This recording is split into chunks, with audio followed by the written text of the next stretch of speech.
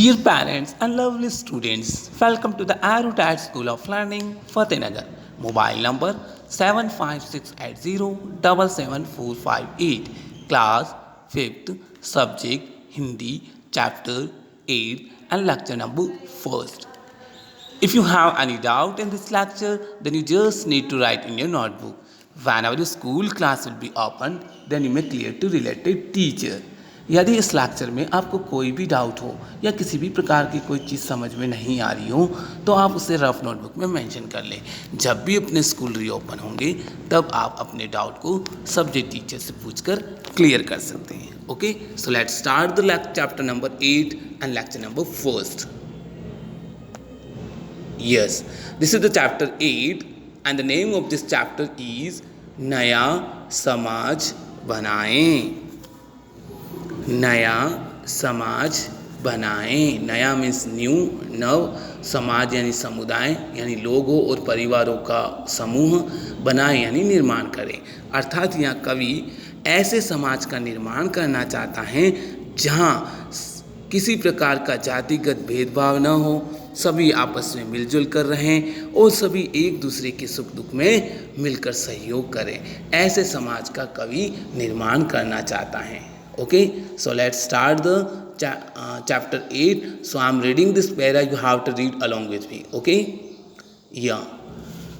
आओ नया समाज बनाएं, इस धरती को स्वर्ग बनाएं। आओ नया समाज बनाएं, जाति पाति के बंधन तोड़ें, अपनेपन की कड़ियाँ जोड़ें। इस धरती के हर मानव का मानवता से नाता जोड़ें। एक दूसरे के सुख दुख में मिलकर बैठे हाथ बटाएं। आओ नया समाज बनाएं। देखिए स्टार्ट करते हैं।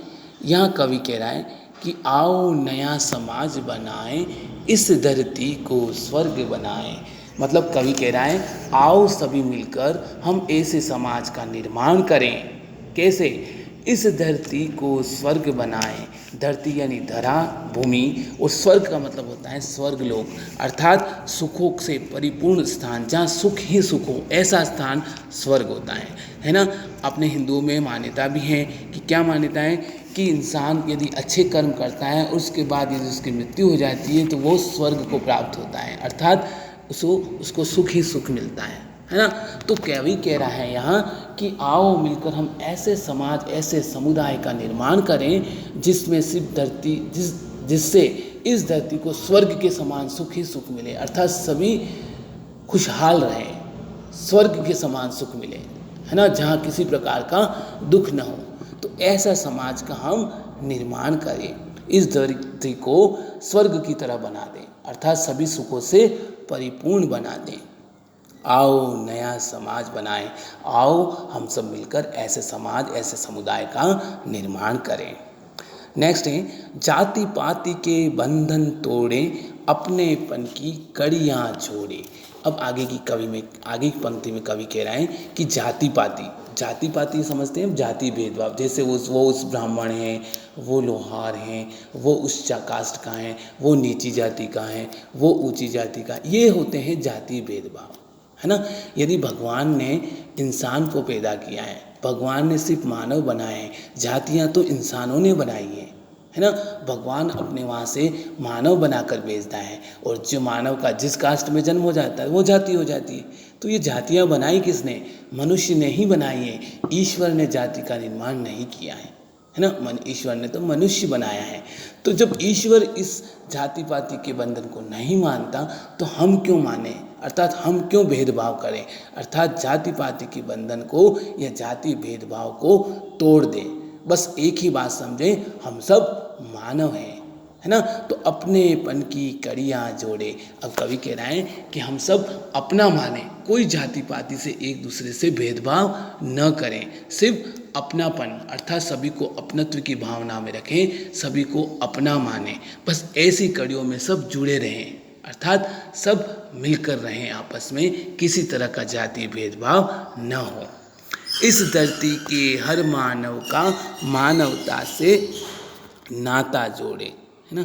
कवि यहाँ कह रहे हैं कि इस धरती के हर इस धरती के हर मानव का, यानी इस धरती पर पलने वाले, इस धरती पर रहने वाले हर मानव का मानवता से नाता जोड़े, अर्थात मानवीय गुणों से सभी परिपूर्ण हो, है ना। मानवीय गुण कौन कौन से? एक दूसरे की मदद करना, एक दूसरे के सुख दुख में एक दूसरे सुख दुख में सहयोग करना, है ना, एक दूसरे के दुख दर्द को समझना, ये होते हैं मानवीय गुण, है ना। दया रखना, जीवों के प्रति दया रखना, इस तरह से जो गुण होते हैं वो हैं मानवीय गुण। तो इन मानवीय गुणों से नाता जोड़े, अर्थात सभी आपस में प्रेम जोम से रहें, सभी के दुख दर्द में सहयोग करें और सभी प्रसन्नतापूर्वक रहें, अर्थात इस धरती से हर मनुष्य को मानवता से, अर्थात मानवीय गुणों से हम नाता यानी संबंध जोड़े, रिश्ता जोड़ें, अर्थात सभी के दुख दर्द को समझें और उसे सहयोग करें। क्लियर? अब आ रहा एक दूसरे के सुख दुख में मिलकर हाथ बटाएं। अब कह रहा है यदि किसी के ऊपर दुख आता है, संकट आता है, कष्ट आता है, तो उसके दुख में हम हाथ बटाएं, यानी उसकी सहायता करें, उसके दुख को समझें और उसके दुख का निवारण का कुछ उपाय सोचें, अर्थात सभी की हेल्प करने के बारे में सोचें और मिलकर हाथ बटाएं, सभी मिलकर एक दूसरे के सहयोग करें, है ना। तभी यह हमारा समाज, हमारा धरती पर ऐसे समाज का निर्माण होगा जहाँ पर स्वर्ग के समान सुख ही सुख होगा। तो आओ मिलकर हम ऐसा समाज का निर्माण करते हैं। Okay, yes. अब इससे रिलेटेड क्वेश्चंस हैं, देखिए। सभी मनुष्यों को कैसे कार्य करने चाहिए? तो धरती स्वर्ग के समान सुख देने वाली बने, ऐसे कार्य मनुष्यों को करने चाहिए। जाति पाति के भेदभाव मिटाकर हमें क्या करना चाहिए? तो जातीय बंधनों को तोड़कर अपनेपन की भावना बढ़ानी चाहिए, सबको अपना मानना चाहिए। मनुष्य में कौन से गुणों की आवश्यकता होती है? तो पृथ्वी में प्रत्येक मनुष्य में मानवीय गुण होने चाहिए। क्लियर? दया, प्रेम, स्नेह, है ना, इस तरह के सभी गुण होने चाहिए। उपयुक्त पद्यांश का उपयुक्त शीर्षक लिखिए। तो इसका शीर्षक है, इसकी हेडिंग है नया समाज बनाएं। ओके, नेक्स्ट पेरा देखिए। इस माटी का कण कण चंदन, इसे करें हम सत सत वंदन। नई रोशनी की किरणें बन, आज सजा दे हर घर आंगन। मिलजुल कर आगे बढ़ने का सबके मन में भाव जगाएं, आओ नया समाज बनाएं। तो कवि आगे कह रहा है कि इस माटी का मतलब होता है मिट्टी, यानी इस धरती की मिट्टी, है ना, इस भारत भूमि की मिट्टी का कण कण चंदन, अर्थात इस भारत की मिट्टी का एक एक कण चंदन एक लकड़ी होती है, उसके समान पवित्र है। चंदन को पवित्र क्यों कहा गया है?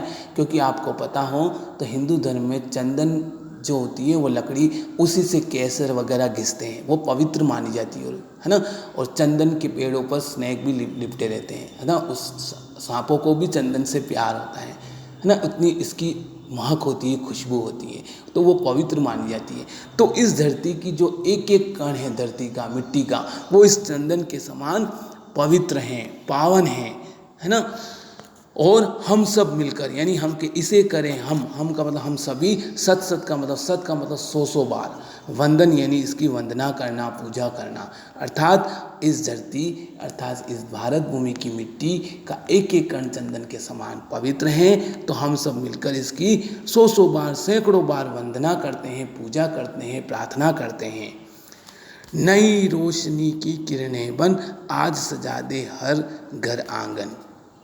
अर्थात कवि आगे कह रहा है कि हम इस नई रोशनी का मतलब प्रकाश, अर्थात हम इस प्रकाश की नई किरण बनके हम सबके घर को प्रकाशित कर दें, सबके घर को रोशनमान कर दें, रोशनी से युक्त कर दें। और आज सजा दे हर घर आंगन, सभी घर आंगन को इस प्रकाशित कर दें, है ना। मिलजुल कर आगे बढ़ने का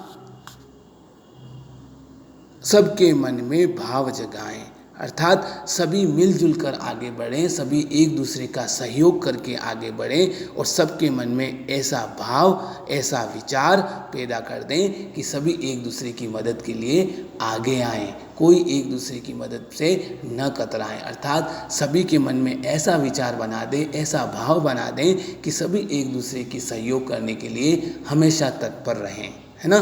तो मिलजुल कर आगे बढ़ने का सबके मन में भाव जगाएं, आओ नया समाज बनाएं। अर्थात कवि कह रहे हैं, आइए हम ऐसा समाज का निर्माण करें जिसमें किसी तरह का भेदभाव न हो, सभी प्रसन्नतापूर्वक आपस में मिलकर रहें और सभी समाज में नई नई प्रगति करें। क्लियर। इस तरह से हमारा सेकंड पैरा भी कंप्लीट हुआ। इससे रिलेटेड क्वेश्चन से कुछ देखिए। देश की मिट्टी का कण कण कैसा है?